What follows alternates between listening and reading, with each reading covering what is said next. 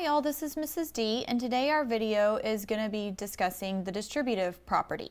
So let's go ahead and get started. So for the first step in our distributive property, we're going to use the distributive property to simplify an algebraic expression. So what this does is it just changes the look of an algebraic expression, but it does not change the value. So let's talk about the steps here. So first we need to discuss the parts of an expression. So here my expression is 3 times x plus 4. I know that this is multiplying right here because there's no symbol in between the number and the parentheses. If 3 was a variable and this was a letter, it would be the same situation. Anytime there's no actual operation there, add, subtract, divide, or multiply, then your default is going to always be multiplication. So we're going to first identify the parts of the expression. So first we have one of our terms inside the parentheses, and this one is a variable x. The other term in our parentheses is plus 4. And the only reason we want to keep the positive with the 4 is because if this was a minus 4, then we would also want to keep that with the number. So your sign or your operation stays with the number that's behind it.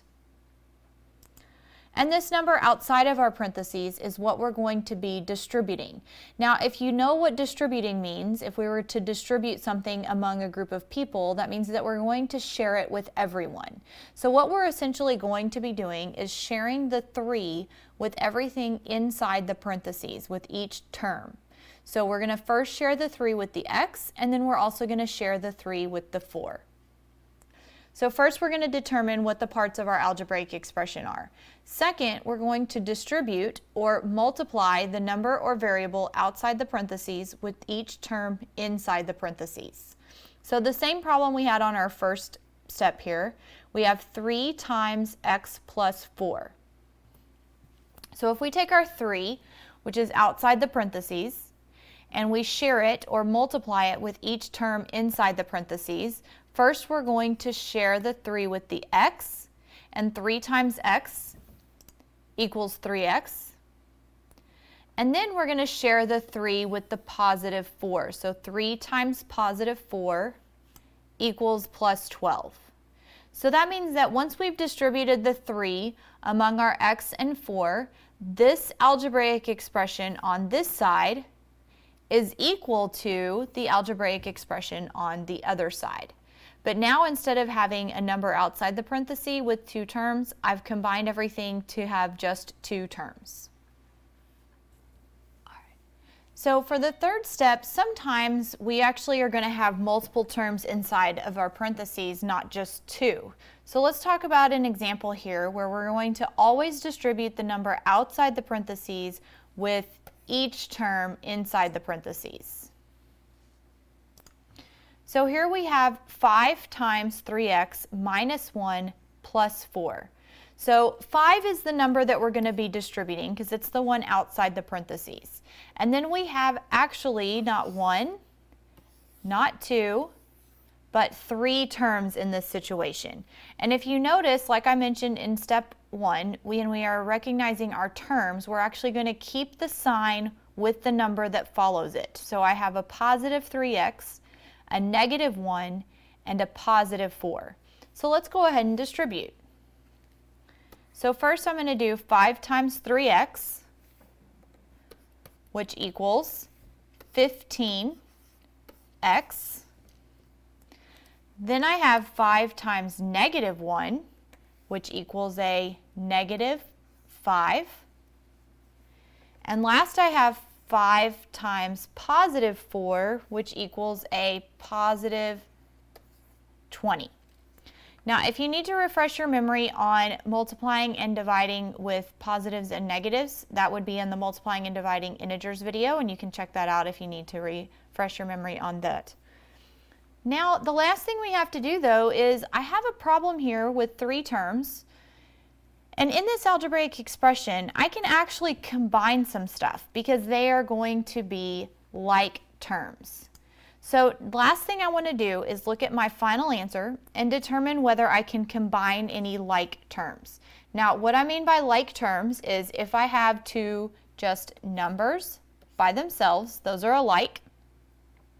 Or if I have anything that has the exact same variable with the exact same exponent. So in this case, I have 15x, but I don't have any more variables. So that means that 15x is going to stay the same, but I can combine my -5 and my +20. So now we're adding integers, and my -5 and +20 have different signs. So that means I'm going to subtract my numbers. 20 minus 5 equals 15. And since 20 is positive and 5 is negative, 20 is the bigger number, so my answer is going to be a +15. So this means that my final answer, once I've completed the distributive property and I've combined like terms, is 15x plus 15. Now, you may be wondering why this is important and why I have to do the distributive property. But if you look here at the problem that I started out with,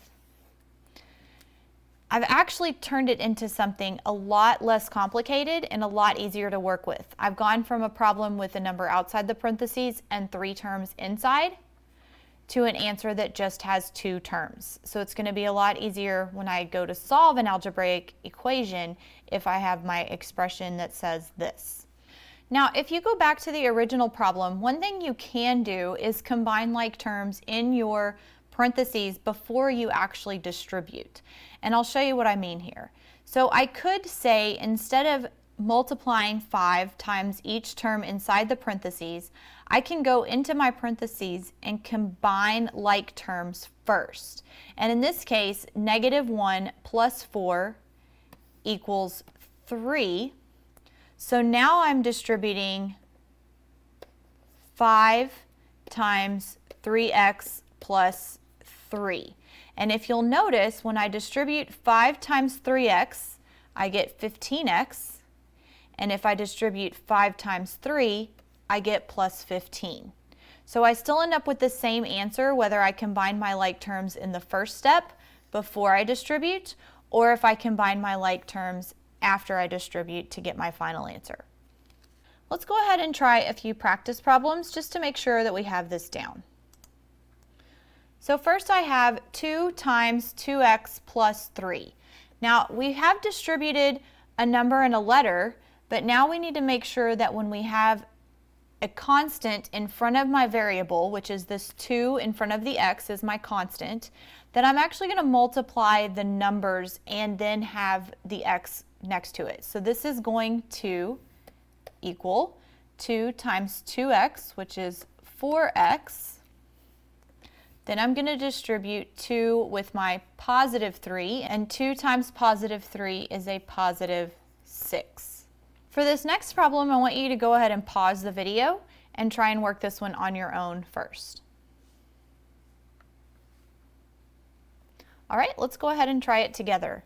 So hopefully you distributed your 7 with the 5x and with the 2x. So 7 times 5x is 35x. 7 times 2x is 14x. Now I hope you noticed that we can actually in this situation combine our like terms because both of our terms have an x by itself, and it's actually to an exponent of 1, which we don't have to write. So because I have the same variable with no exponent, I can actually combine these by adding the numbers. So 35 plus 14 is 49, and that means instead of 35x and 14x's, I now have 49x total. If you go back to the original problem, some of you might have actually recognized that you can combine like terms in your parentheses before you distribute. So in this case, 5x plus 2x equals 7x, and 7x times 7 equals 49x. So you still end up with the same answer. Let's go ahead and try one more. This one is another one where we have multiple terms inside the parentheses and not just 2. So if you want to go ahead and try this one on your own first, you can pause the video now. Okay, let's check your work here. So now we have 5 times 4x, which equals 20x. Then I have 5 times a positive x, which equals plus 5x. And last, I have 5 times a positive 1, which is plus 5. So at this point, we want to combine like terms. I can combine my 20x and my 5x, and 20x plus 5x equals 25x, plus I still have a 5 left. So this is my final answer. So let's go ahead and recap the steps that we have for the distributive property. First, we're going to use the distributive property to simplify an algebraic expression. So we want to identify the parts of the algebraic expression. Second, we want to distribute or multiply the number or variable outside the parentheses with each term inside the parentheses. And last, we want to make sure that we combine any like terms so that our final answer is in simplest form. I know the distributive property is new to most of you, so if you still need some more help, you can watch this video a couple of times, go through the practice problems, and then if you still need help with anything, be ready to ask some specific questions. This is Mrs. D signing off. Have a great day. Bye.